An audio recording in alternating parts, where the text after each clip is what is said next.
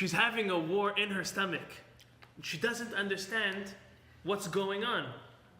As the Midrash tells us, she's going by the study hall, she's going by the yeshiva, where Torah is being studied, and the stomach's kicking, boom, boom, boom, boom, boom, as if it wants to go out.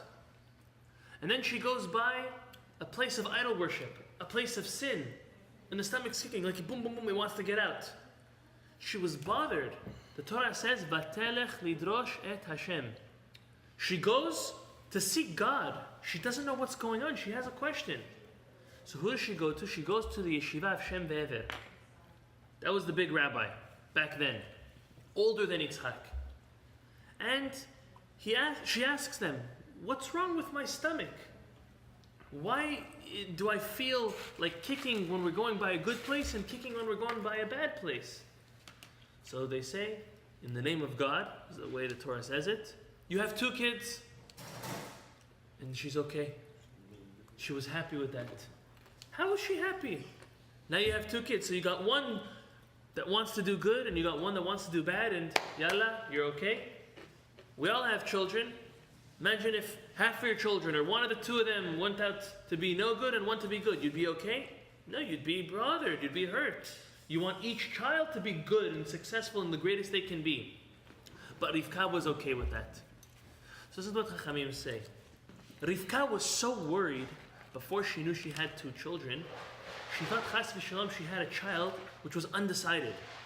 Like bipolar. Sometimes like this, and sometimes like that. And the inconsistency is what she was so scared of. She was scared that she had an inconsistent child, a child that sometimes was doing good and sometimes was doing bad, or committed and have a drive to do good and a drive to do bad. And then when she was told she has 2 different children, it's okay. So now we could deal with each kid. One kid has more of this strength and these issues, we could work with that. And this kid has other strengths and other issues, we could work with that. But a child who emotionally or psychologically is snapping back and forth, she couldn't live with that. But then when she found out that she had 2 different children, they each have their own drive, she was able to work with that. And she was able to take that on, to take that task on. But now if we go and we analyze, what was Yaakov trying to jump out towards? Every time she passed the study hall, Yaakov was trying to kick and to go. Why did he want to go? What was there? There was Torah study. That's what he was attracted to. The Talmud tells us that in the womb, every single baby has a personal malach, a personal angel, teaching them Torah. All those 9 months that a baby's in there, they're studying Torah. They're being taught the whole thing. It's amazing. So what was he so enthusiastic to leave the stomach to go to the study hall for? He had it there. What did he want to go for? So listen to this. The Talmud continues and says that when the baby comes out, the malach hits the baby right over here. Does anybody know what this is called? Special word. No, there's a word. It's called a philtrum. The what? Philtrum. Spelled with a PH. Okay? That's this indent that we have. Right over here. Everyone has it. Right. Okay? What it is after the baby learns the whole Torah, the angel comes and whacks the baby in between the nose and the upper lip, right at the philtrum. And the baby forgets everything. It's a very interesting thing the Talmud is telling us. The first thing we say is, why do we learn it to forget it? Right. What's the point? So we'll speak about that in a moment. But based on that, we can understand why Yaakov wanted to leave the womb and go to the yeshiva. Because in the womb, it was spoon-fed to him. That was easy work. Yaakov was looking for a challenge. Yaakov was looking to toil. Yaakov understood his essence, even as an infant. He understood that hard work pays off, and when you push to do something, it's worth so much more when you exerted energy to accomplish it. opposed to having it given to you on a silver spoon. In the womb, it's a silver spoon experience. It's given over, easy, no effort at all exerted. And Yaakov wanted to work hard for what he was going to earn. And for that reason, he wanted to leave the womb and go to the yeshiva. Let's analyze Esav for a moment. What did Esav want to do? He wanted to jump out of his mother's stomach and go to an idol worshipping place? Go to a place where there was bad things going on? The Talmud tells us that Yetzer Hara, the evil inclination, comes to an individual when they are born, not prenatal, only after they're born. You know when the Yetzer Hara Tov comes? At the bar or bat mitzvah of the child. Before that, a child only has Yetzer Hara. What does that mean? Yetzer doesn't literally mean something bad. It's a drive. It's an inclination.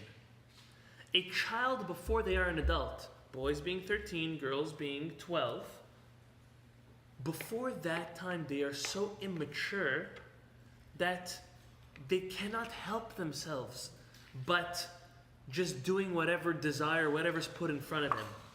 Until they are of age to be mature, to think of and make the right decisions, that's what the difference between a child and an adult is.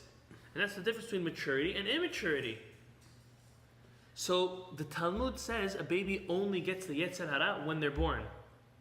According to that, how could he be going towards a place of idol worship before he's born? He has no Yetzer. That makes no sense. That's unfair. So Chamim explain as follows. That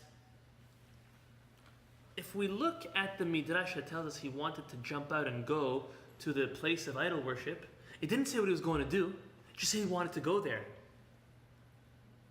Didn't say that he was going to do something bad. Didn't say he was going to serve idols. Didn't say he was going to kill somebody or do anything wrong. Just said he was attracted to go there. So Chamim tell us he had an innate attraction towards bad things. Didn't mean that he was going to do the wrong thing. He just had an attraction to be there. That was his essence even before he was born. Now once he was drawn towards that, it was up to him to decide what was he going to do. Was he going to do a good thing or a bad thing? Was he going to destroy the evil, or was he going to fall prey to his Yetzer Hara and do the wrong thing? We see earlier in his life, at the young age of 15, he murdered Nimrod. Now Nimrod was one of the wickedest kings the world has ever seen. He was the individual who promoted idolatry in its greatest of fashions. Yet he, at the age of 15, was able to vanquish this monster. And so he did. At a younger age, even Yitzhak realized that he was a good talker. Yes, eventually it led to him being manipulated by Esav. But in the beginning, the Torah attests that when Yaakov was a ish tam yoshev alim, Esav was ish hasadeh. How do we say it? Ish sadeh yodea tzayid. No? Tzayid bepiv.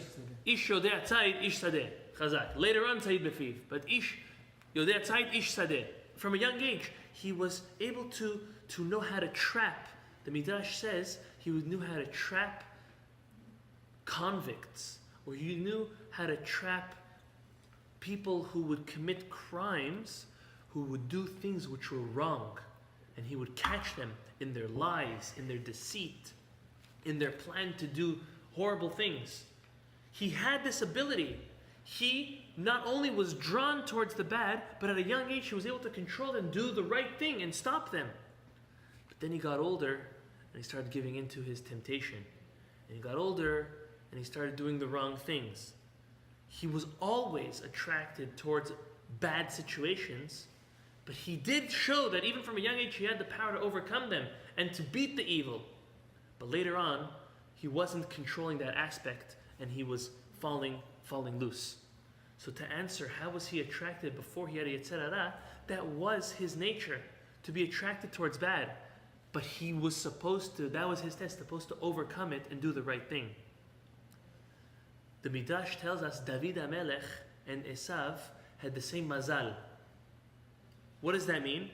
They were both redhead. They both desired blood. But one spinned it off for the wrong, and David HaMelech spinned it off for the good. He was involved in most noble acts amongst fighting the wars to conquer the land of Israel in order to prepare Shlomo HaMelech to establish the temple. What he did was he took his nature, which could have been spinned for the negative, and he spinned it to the positive. And Esav was supposed to do that, and he wasn't. And this is two very strong lessons we learn about the dichotomy between Yaakov and Esav. Yaakov, on one hand, he had an attraction towards good, but he also showed us he didn't want a free lunch. He didn't want a free ride. He wanted to work for it. He said, it's better for me to work hard and literally knock my head on the book, knock my head on the wall, and figure it out in the yeshiva, rather than having it spoon-fed by an angel. And Esav, his nature was leading him down dark alleys, the wrong place, the wrong friends. But even as Rivka's own reaction, that's not a bad thing per se. But what is the child going to do when they're there? As parents, what we try to do is we can't control our kids. We could help them lead the way. We could show them through our experience. And some children will be introduced to bad influence. Some children will be looking for bad influence. But as parents, what we can only do is empower them to try to make the right decisions. But that's easier said than done. So I want to share something that Chachamim speak about, something that I heard earlier this week from Rabbi Mansour, which is something practical for each of us to take action in such a situation. If we look at the concept of raising children, that's the wrong way to approach chinuch. Because raising children means you're going to teach your son, you're going to take your son to school, you're going to teach them the way to do it. No. The concept, the way understood by Chachamim is raising parents. When we raise ourselves, that's the best way to teach our children and listen to the way the concept unfolds. Torah tells us and commands us. The first commandment in our Torah is Peru Urvu. That means to be fruitful and multiply. To have children. Bring children to this world. Why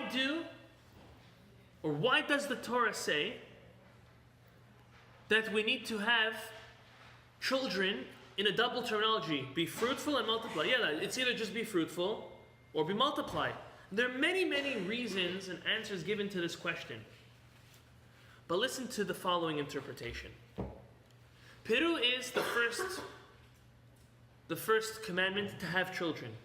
But yalla, after you have children, is that it? No. You need to raise them, but how do you raise them? By multiplying. What does that mean by multiplying? By duplicating yourself. Duplicating yourself into your child. But how do you do that? It's by leading by example.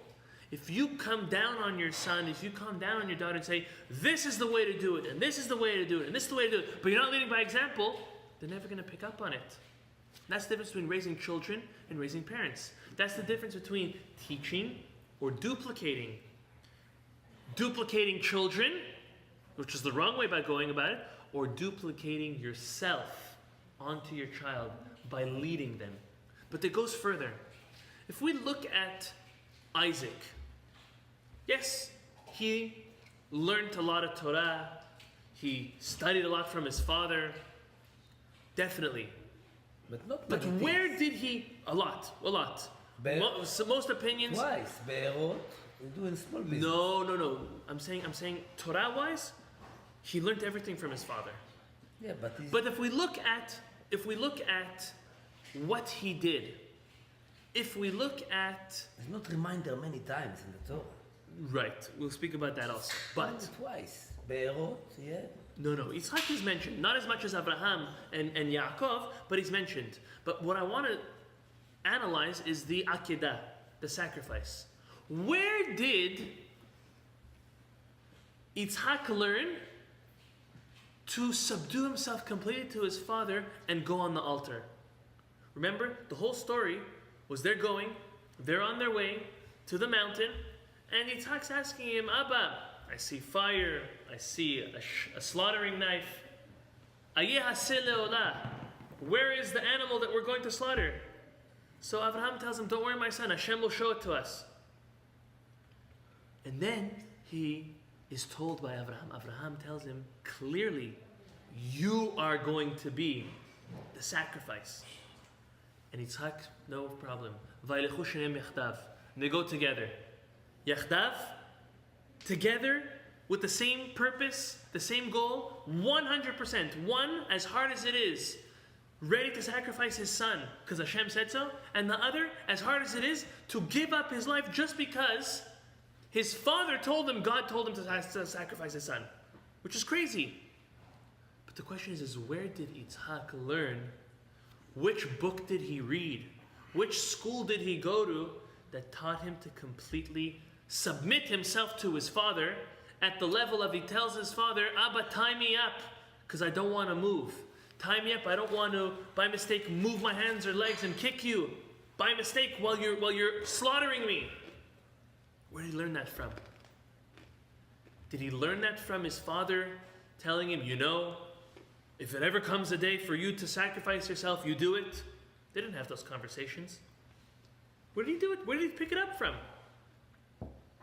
He picked it up from Avraham Avinu's actions. But do you know what Avraham Avinu told him? Like every child. What does a child love? A story. And Avraham Avinu constantly told his son the stories that he lived. And he told him, and he started, Isaac, let me tell you a story. Puts him on his lap. Do you know that once upon a time, I wasn't born in this country the same way you were? I was born somewhere else. I was born in Haran. And in Haran, people would worship idols. And I risked my life because one time I could not bear the falsehood of serving idols that I destroyed all my father's idols after he's being the manufacturer. And that could have been punishable by death. And then they brought me to this evil king. And I did not concede to him. I did not bow to him or to his idols. And they threatened to throw me in the fire. And I said, I'm going to go in the fire for God because I know that's the right thing. He never told Isaac, one day if you ever have to give yourself up for God, give yourself up. He just told him how he did it. He showed him how he did it, and he told him what he's done in the past. And his son understood it right away. That if I ever come into a situation where I will need to give up my life for the right thing, he'll do it automatically. The Torah says that the angel of God, right when he's about to slaughter him, he says, Vayomer Avraham, Avraham. And then he says, Vayomer Eineni. The angel says, Avraham, Avraham. Abraham, Abraham. He says, I'm here. Why is there double terminology? Why two? Again, amongst other many answers, listen to the interpretation according to this concept. The malach sent by God came to Abraham and told him, Abraham, you've duplicated yourself. This Abraham, that's you, and Abraham is Yitzhak, your son. You've succeeded to duplicate yourself because your son understood the lesson you taught him his whole life of submitting himself to Hashem, of sacrificing himself to Hashem. You've duplicated yourself to him without coming down on him and telling him how to do it, rather showing him how to do it. The Talmud, fascinating. Avraham, you've now duplicated yourself. Now the Talmud tells us that before God gave the Torah to the Jewish people, to Bnei Israel, he came to Shamayim and he spoke to the angels. And he told the angels, I'm about to give the Torah to Moshe and Bnei Israel. Any objections? And all the angels say, absolutely not.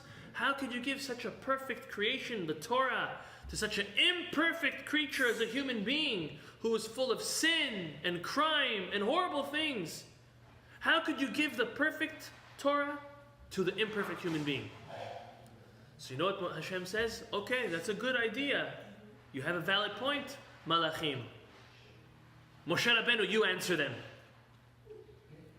He brought Moshe Rabbeinu up to Shamayim, as was for the 40 days, right before giving the Torah. And he says, Moshe, you answer the Malachim. So Moshe, very clever, Hashem tells him, grab onto my throne and answer them. That will give you strength. And he answered, and he said, Malachim, do you have a Yetzer Hara? No. So you'll never be tempted to steal. So when the Torah commands, do not steal, that doesn't apply to you. The Torah is not for you, it's for us. Malachim, angels, do you have a father and mother? No. So when it comes to the laws of honoring and fearing your father and your mother, this doesn't apply for you. Malachim, do you go to work? Do you have to work for a parnasa? No. So resting on the seventh day doesn't apply to you. And he went through most, if not all, of the laws of the Torah. And the Malachim said, you know what? Hashem, the man is right. They deserve the Torah. The Torah seems like it was fit for them. They couldn't answer. But that's a pretty simple debate. Seems almost like elementary. Why would that be such an easy answer? So listen to this, keeping on the same train of thought. Can an angel teach by example? No. Angel doesn't have Yetzer Hara. You know what the Malachim wanted? They told Hashem, give the Torah to the Jewish people, but we want to be the teachers. The angels should be the rabbis, and Bnei Israel should only be students. They wanted to control, if you want to call it the rabbinate, they wanted to control the teachers. They wanted to be the teachers themselves. The high level. But they couldn't. Moshe Rabbeinu said, you cannot teach something you cannot fulfill. You cannot teach something that you don't have a test with. It's not fair.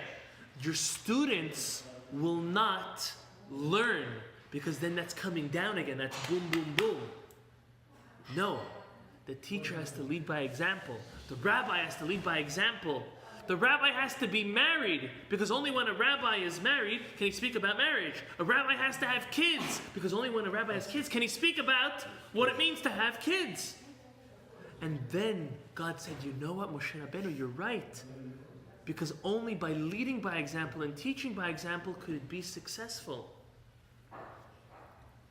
The Gemara in Masechet Nida, as we said, says that after the angel teaches the children, he hits the baby and the baby forgets everything. Why? Why couldn't we remember it? It's such a waste, right? There's a reason. Well, the reason is as follows. Because all the Torah we learn from an angel is not applicable to us. Because he cannot lead by example. You can't teach me something which doesn't apply to you. So why? That's exactly why. So why do we learn it in the first place? So good. So now we answered why we forget it. No, I've heard the reason. So why do we learn it in the first place? Because once you've learned it once, to learn it again, back to you. it comes to you much faster. If we would, the Torah is And so also- deep. If we also, wouldn't have learned in it case once, you go to the left instead of the right, at least you've one time learned it. seen Right. seen the light and seen the right thing. But the concept is once you've learned it once, it's much easier to learn it again. But we are meant to forget it. You know why we're meant to forget it? So learn it again. No, we're meant to forget it because that Torah from an angel is not the Torah that we're going to grow from. Because we can't learn by being taught, we can only learn by being showed. and by example. And an angel cannot give a human being Example an and example. Try. You have to try. Definitely. Make mistake. Definitely. And learn from mistakes. Continue. An angel doesn't make mistakes. You can learn from that. So the two main reasons is one, to say so you can at least, in case you go left, you learn it once. Mm-hmm. Second is to endeavor and to absorb. It's to absorb, and For your even if you future, absorb and forget it, it's much easier for you to come back. The way the Chachamim tell us is that Torah is so deep we couldn't fathom or understand any even simple concept, and the only reason why we're able to is because we learned it once before and we forgot it. So it's easy for us to get up again, to get back on it. Exactly. So every generation has its test. And as parents, we have our own tests. How to raise ourselves, because we're not here to raise children. We weren't brought to this world to raise children. We're here to raise ourselves. And through that, set an example for our children. And that's the way you have to look at raise yourself. That's how we started off. We started off with, we don't believe in raising children. We believe in raising parents. And the children are duplicates of us. They will follow our example. And you know what? That power is so true that if we do things which are wrong, we are duplicating that aspect of ourselves and impressing that onto our children. It goes for the good, but it works for the negative as well. And every generation has its test. Once upon a time, idol worship was rampant. People could just not hold themselves back from worshiping idols. Until Chachamim. It sounds ridiculous to us, right? Right. But what's so tempting To pull out a rock. But more than that, nowadays, to things that we could understand. What's so tempting about alcohol, or drugs, or drug abuse, or looking at things which are inappropriate? What's so amazing about it? What we have this inclination.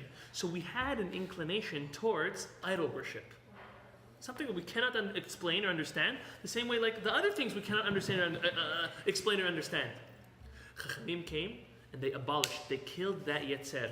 They said if the Jewish people continue worshiping idols the way they used to, we're going to destroy ourselves and be so far from God. Worst things. So worst things could happen. No, worst things came. No, that was actually the worst. Yeah. They even did limit down the. I could get into a whole bunch of worse things than that. Right? Okay, so we'll get into it. We'll get into it. No, But we will. Not but today. But each generation has its tests. Idol worship, poverty, for example, like the way the Jews were when they were in Egypt. Wealth, there's the test of wealth, which is a greater test than poverty, Chachamim tell us. And there's the test that we have nowadays. For example, technology. Technology is our generation's greatest test in every aspect of it. Technology is like a knife. A knife can be used for good. A knife can be used to slaughter an animal in order for it to be eaten. It could be used to circumcise a baby boy. It could be used to cut something in order to fit it into a certain place. But a knife can also destroy and even take someone's life. Technology is the exact same thing. It is a sharp and powerful weapon which can be used for the good and should be used for the good, but it also, if not protected, if not put into its case when it's not supposed to be used, can be very detrimental. And let's face it, children and our children are exposed to so much when they have access to internet and access to technology. It changes the way the brain works when they have so much screen time, to the point where in school, the methods of teaching and the curriculum has been adapted. The way we went to school and the things we learned and the way we learned it is not the way they are being taught nowadays. Now, as educators, we need to adapt on the way we teach our children. We cannot avoid what they're being exposed to. But as parents, we need to try to, I don't want to say limit, because we're not here to hold them back, but to preserve the way the human brain has been working for so long. We cannot say that our children cannot be exposed to any technology, because then one day when they're going to have to deal with the world, or deal with technology, they're going to be set back. But what they use, how they use it, what they see, as parents, we have an obligation to control that. But how do we control it? You can't come to your son and to your daughter and tell them, you can't do this and you can't do that, and this is how long you should use it for, and that's how long you should use it for. How do we do it? We need to duplicate ourselves. We need to show them that we're not hooked on the TV, hooked on the computer, hooked on the phone. Yeah, what you do at work, work, you could be hooked to your screen, because maybe that's the way. But when you come to home, it's very easy. I know it's very easy to say, but if you stop and think about it, it's so much easier to shove a screen in front of your child and get them busy. So you have time to breathe, right? Nowadays, every kid has at least an iPad or not more. It's not the right thing to do. We're robbing our kids from their childhood. You're doing that. Imagine if you would have grown up with a screen. Would you want to play sports? Would you ever learn how to drive a bike? How many kids nowadays don't know how to drive a bike? How many kids nowadays are overweight? Growing up, there was no such thing as a kid overweight. Because kids were outside. Playing soccer. There were kids playing soccer. They might have had a little bit of flub on them because maybe they liked eating. Right. But they still were able to play sports. Maybe they used to play hockey and they used to cross-check and check people into the boards, or football and use it.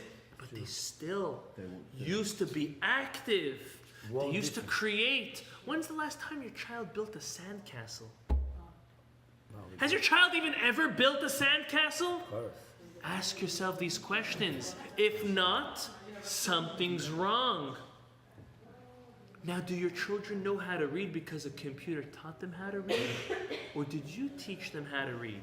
Now, I'm not saying the answers you give to these questions are right or wrong, but these are questions we need to ask ourselves. And the only way to see fruitful results is leading by example. And we're all at fault. I'm at fault. We're all at fault, and we all claim it's something important. To some, the news is important. To some, work is important. To some, shopping on the phone is important. There's always an excuse why our eyes need to be on our screen. And you know what?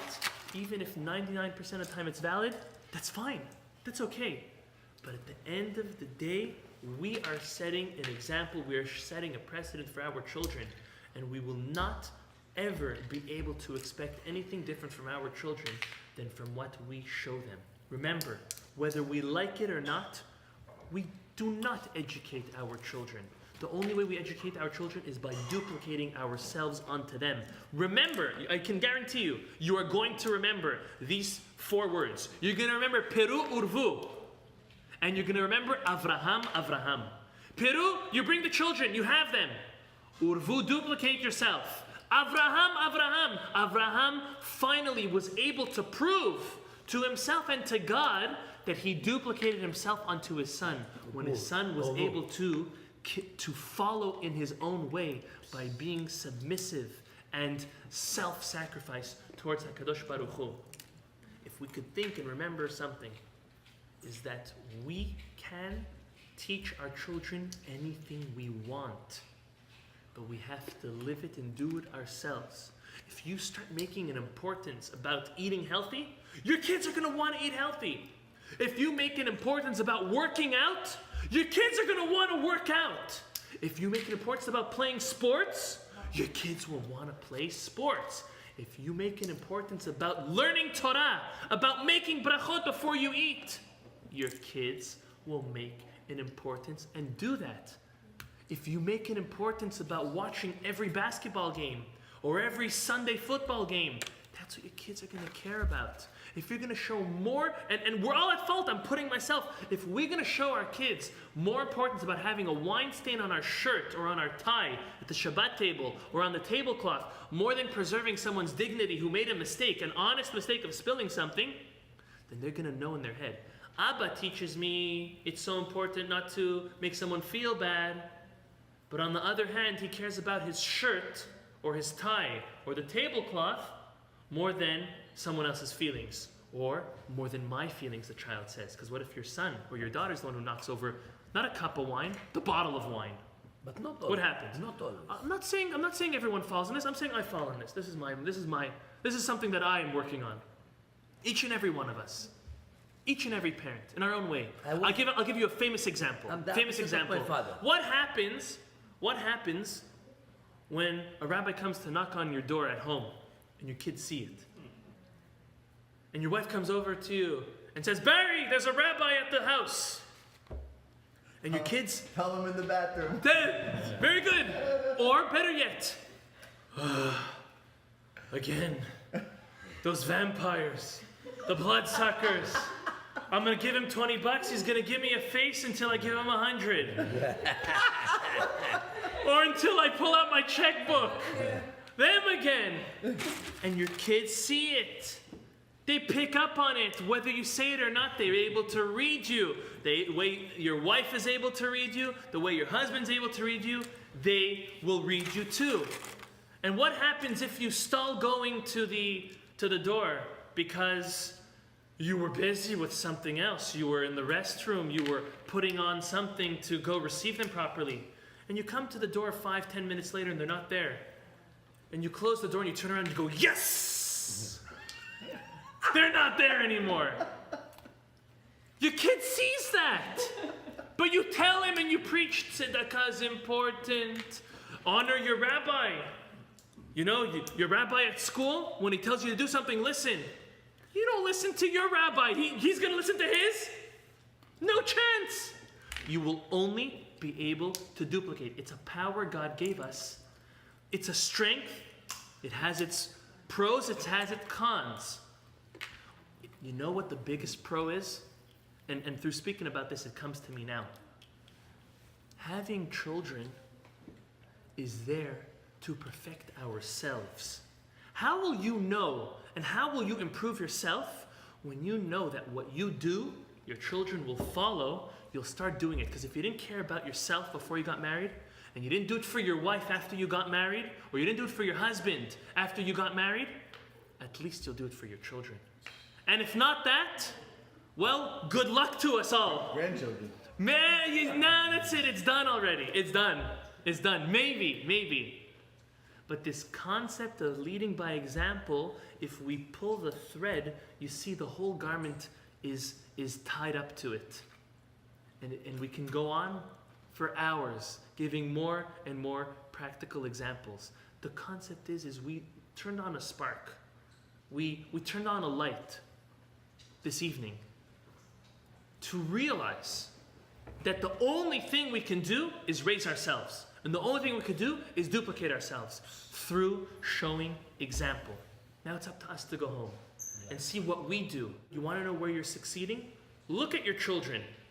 If your child's sensitive, it's because you're sensitive. If your child's a brute, as we say in French, a mal élevé, how would you say that? Bully? No. Yeah, a disrespectful child. Chutzpah. A chutzpah. Because you are. Anything good in your children comes from you.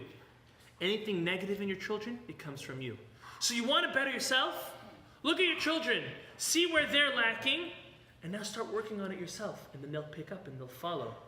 Take those important aspects of your life. Take eating healthy as one. Start making a point about showing your children how you eat healthy, and they'll want to eat healthy. You know, instead of going for those unhealthy cereals, go for a fruit. Imagine if your child, here's another question.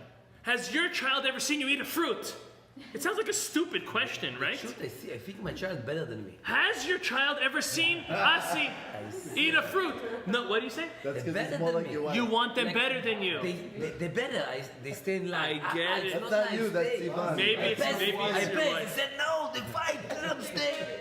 Abba, let's brush the teeth in Baruch the night. Hashem, They our fight. wives are more with our children than us men are with our children. It's to their greatest advantage. You know, some women, they complain, why does my husband have to be the one that goes to work?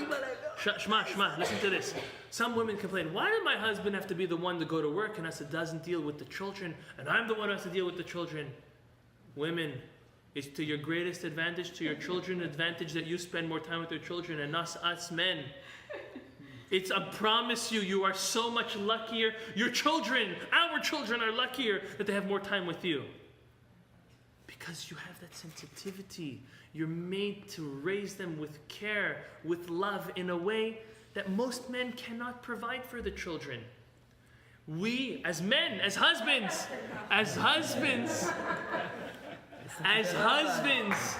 we would wish, deep down, as husbands, we would wish if we could duplicate one of us, either us or our wives, to have our children be like that.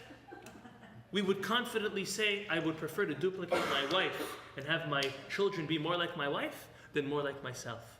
And deep down, we all feel that. And that is because they're better at it. But it doesn't mean, this is for you, Sivan, it doesn't mean that we don't need a help. It doesn't mean that we shouldn't be involved. It means we should come home. It means we should, you know, by the way, Asi's a lot quieter this week than the previous weeks. I wonder why. I know he does. Baruch Hashem. But that's something that we should look at. See what are the good habits we have and the good habits our children have, and the bad habits our children have and the bad habits we have, and work on that. Take important aspects in our life. Eating healthy, treating others right, making an emphasis on Torah, an emphasis on mitzvot, and not talking about it, because that's not going to do anything. Act upon it. Make those conscious decisions. And they're harder to be pulled out and to be done than said. And you're not going to come home and change everything at once. But you're going to take one thing. Slowly. Every time you're able to overcome, and as hard and tempting it is to put the phone away when you're with the kids, then you are now showing them another lesson. Even though 100 times they've seen you choose the phone over them, here's one time, and here's another time, and here's another time. My wife has a rule at home.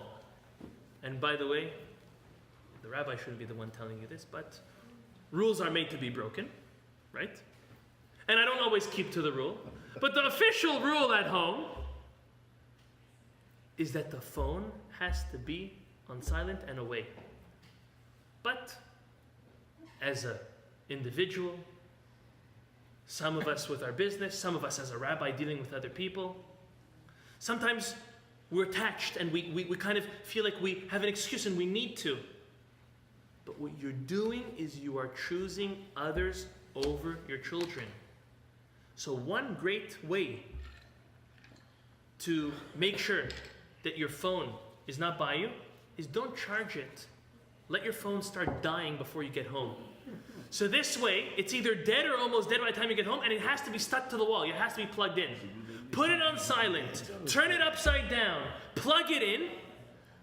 You'll still, if you're really dying for your phone, you'll still get it. You'll be at your wall. Your kids are going to be running around. They'll be doing homework. Your wife's going to be running after them, trying to give them back, and you're going to be like on the wall, honey, I'm coming, and you're still stuck to your phone. If you're really desperate, it'll happen.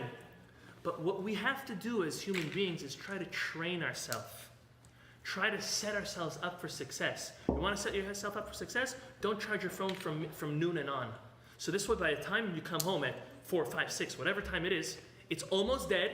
Don't say you need to turn off your phone. That might be extreme for some of us. Some of us might need that. But turn it on silent, plug it in, and you're at least doing 50% damage control. Try, start. And then your children see, whoa, my father or my mother is a human being? They speak to me? I thought they were robots. I thought they only know how to... I'm sure there's a study been made that probably people's thumbs move more than their lips. So sad. And that's a sad thing. And you know what? We'll survive. We can go the rest of our lives tapping our thumbs and not moving our lips. But our kids cannot. Because we grew up with parents talking to us. If our children are not brought up with parents talking to them, then they will not be able to continue the rest of their life secure and confident. They can't go the rest of their life doing this and this. We can. Selfishly, we can. Maybe for marriage reasons, you might need to use your lip muscles once in a while to talk to your spouse, or else it's not going to be good. But our children cannot afford to not have us speaking to them. It's something that no one can replace. And then chas v'shalom, something interesting, something tempting, something destructive on the internet comes up. And they know nothing better because they're always looking at a screen. Abba's looking at a screen. Ima's looking at a screen. Saba and Safta are looking at a screen. Everybody's on a screen. I'd be on a screen too. And we feed it to them. We give it to them. It's easier to prepare by show of hands. Is it easier to prepare supper with technology in the room or without technology in the room? With. Everyone will say with. Why were our mothers and grandmothers super women? Because they were able to make supper and make Shabbat without a TV in the house. And they had without an iPad. And they had twice triple the amount of kids. 4 times. And they were able to maneuver and manage. How were they able to do it? Were they greater? Yeah. On one hand, they were. No. They were. Okay, I'll argue. On one hand, they were greater, but you know what made them greater? Ike, you know what made them greater? Because they were forced to be great. We have it in us to be as great, if not greater. But what happens is we look for the easy way out. We look for the lazy way out. And that makes us inferior than our parents and inferior than our grandparents. Because results talk. And only results talk. And when we do not produce because we're not forced to produce, that makes us inferior. So yes, our parents and our grandparents were so much better than us because they worked harder at it. And that's not to say that if we didn't work as hard, we wouldn't be as great, if not greater. So that's something we need to pay attention. Again, Peru Urvu, Avraham. That's this week's message. Remember it. Share it with your friends. Share it with your family. But most important, try to think about it at home yourself, for yourself. And don't go home and tell your wife or tell your husband, you should duplicate yourself. Same thing with your spouse. Duplicate yourself onto your spouse. Lead by example. You can't be telling your husband or telling your wife, put your phone away, put your phone away, put your phone away. Or stop using that language, stop screaming at them, stop doing this. If you are not doing that, if you're not doing that to him or to her, and you're not doing that to your children, it works like that in everything. You can't tell your employees to be disciplined a certain way if you're not disciplined. You can't tell your employees that they cannot use foul language and curse words if you use it. In anything in life, you can only lead by example, and that's how it will be successful. You can't educate, you can only teach by example. And that's for teachers, for rabbis, for parents, for employers, for anybody who wants to give someone else a message. Do it. Live it. Experience it. Show it to them, and then they'll do it. I think I've been repeating myself over and over, but because this is such an important topic that we can apply to all aspects of our life. May HaKadosh Baruch Hu bless us. Amen. To be aware, to just open our eyes to these situations, and let us remember, Peru Urvu, Avraham. We're not going to forget it. Duplicate yourself to teach. That's the way. Leading by example.